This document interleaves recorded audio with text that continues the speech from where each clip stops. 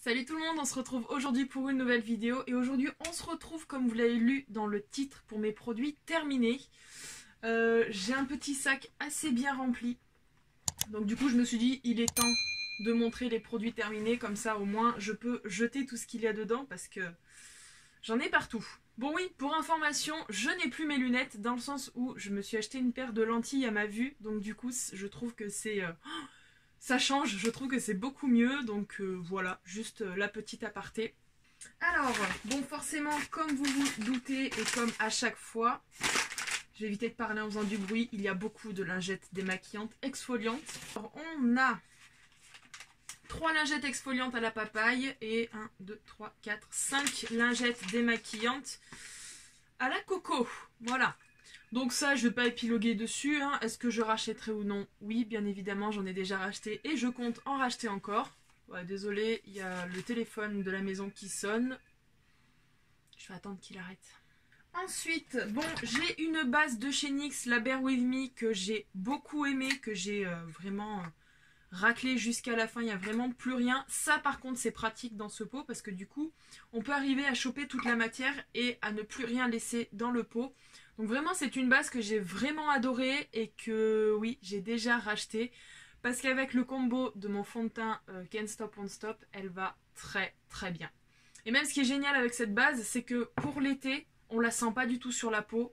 Elle rafraîchit un petit peu quand on la met parce que c'est une base en gel. Moi, je trouve qu'elle est carrément trop bien. En parlant de base, bah, celle de chez NYX, la Can't Stop Won't Stop, que j'aime bien utiliser avec mon fond de teint de chez Sephora.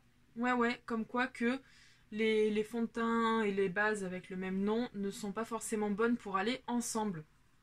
Donc celle-ci, j'utilise avec un autre fond de teint et elle est vraiment super. Moi, je l'aime bien cette base parce qu'en plus, elle matifie bien. Elle s'accroche vraiment à la peau. On le sent qu'après, ça tire un petit peu. Mais après, une fois le fond de teint appliqué, franchement, nickel. Hein, ça tient vraiment toute la journée. Moi, ça marche avec moi après. Ensuite, les fonds de teint, bah... j'en ai deux de chez NYX, Can't Stop Won't Stop, la teinte Vanilla pour tous les deux.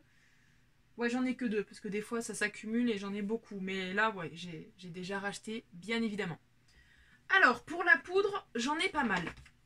Déjà, pour commencer, celle de chez AOA Studio, la Perfect Setting Powder. D'ailleurs, il en reste un peu dedans, je ne l'ai pas totalement fini. Enfin, c'est super dur à prendre, il faudra que j'enlève le tamis. En teinte, bien sûr, Translucent, donc la AOA 023.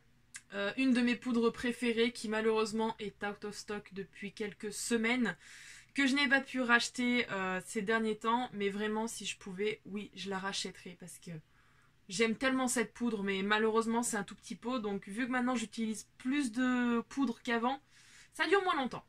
Ensuite on a toujours de chez NYX la Can't Stop Won't Stop, que j'aime bien, mais malheureusement la teinte, j'ai l'impression qu'elle était pas assez claire parce que ça me fonçait un petit peu.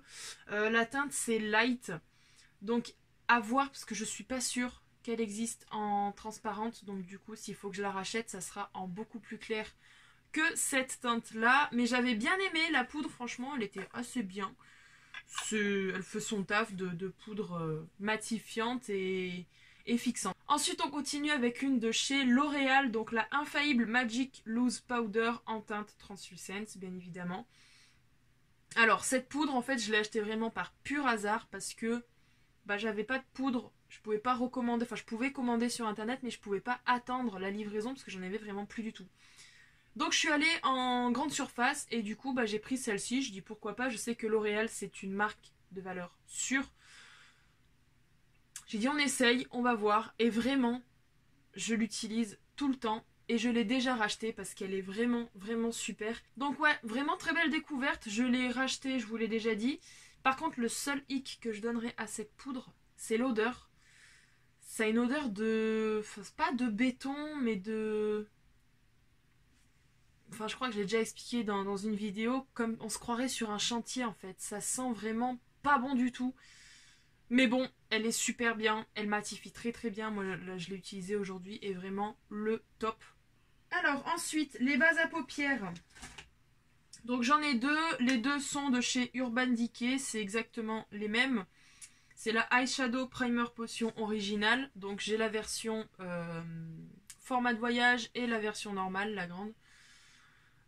C'est une base, vraiment, que j'ai toujours acheté. J'ai toujours aimé cette base parce que vraiment, j'ai pas trouvé mieux. Certes, elle coûte cher, c'est pour ça que je prends les formats voyage. Ça me coûte un tout petit peu moins cher, mais ça dure un peu moins longtemps aussi. J'ai presque fini celle que j'ai rachetée, mais forcément, je la rachèterai.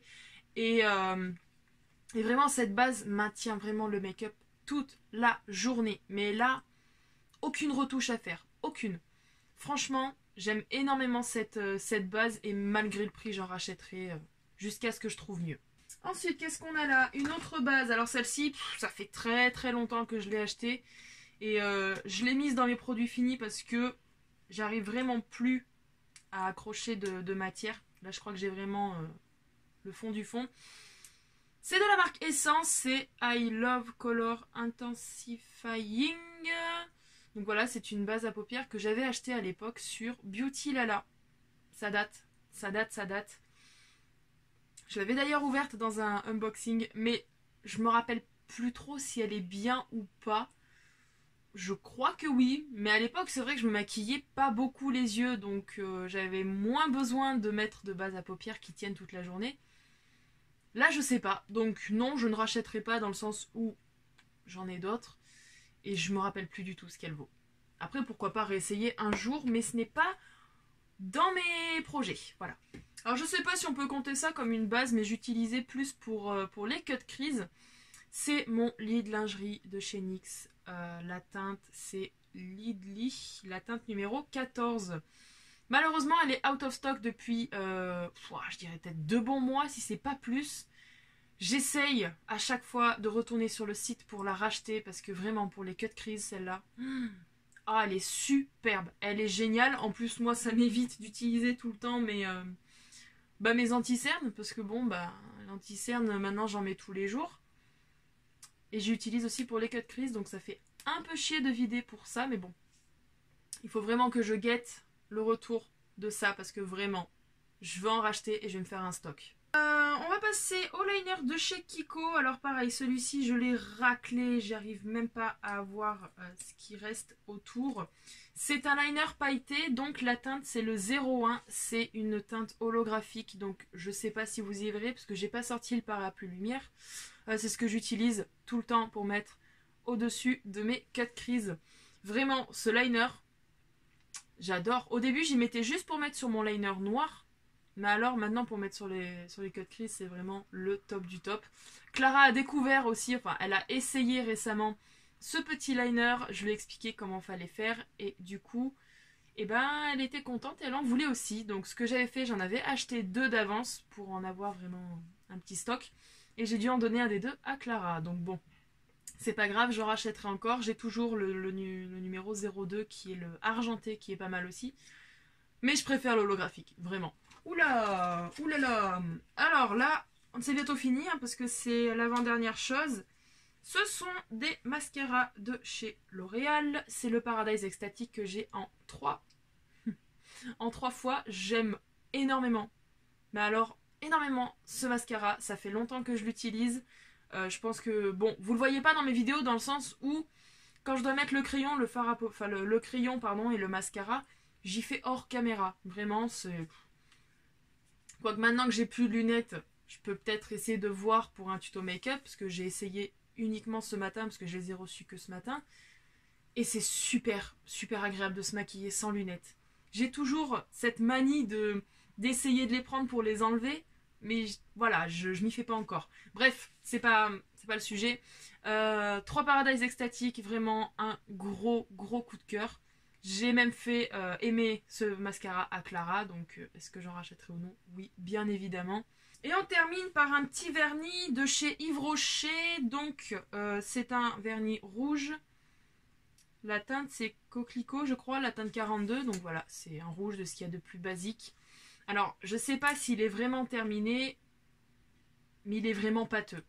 Le seul point négatif que je donnerai au vernis Yves Rocher, c'est qu'il se garde pas longtemps. J'en ai qui datent de même pas 1 mois, ils sont déjà tout pâteux. Donc, c'est dommage parce que les couleurs sont très belles, la qualité est bien. Mais c'est dommage que ça ne tienne pas dans le dans le tube tout simplement. Donc voilà, est-ce que je rachèterai ou non? Je l'ai déjà racheté, puis bon avec les cadeaux et tout ça, Yves Rocher fait souvent des petits cadeaux, j'en ai régulièrement. Et donc voilà, mon petit sac est enfin vide, j'ai des échantillons qui datent aussi de ma dernière commande de chez Sephora. Bref, donc voilà, j'espère que cette vidéo vous aura plu. N'hésitez pas à me dire dans les commentaires si vous connaissez, si vous avez déjà utilisé des produits que j'ai montrés dans cette vidéo. Et puis voilà, on se retrouve très rapidement sur YouTube pour une prochaine vidéo. En attendant, je vous fais de gros bisous et prenez toujours soin de vous. Ciao!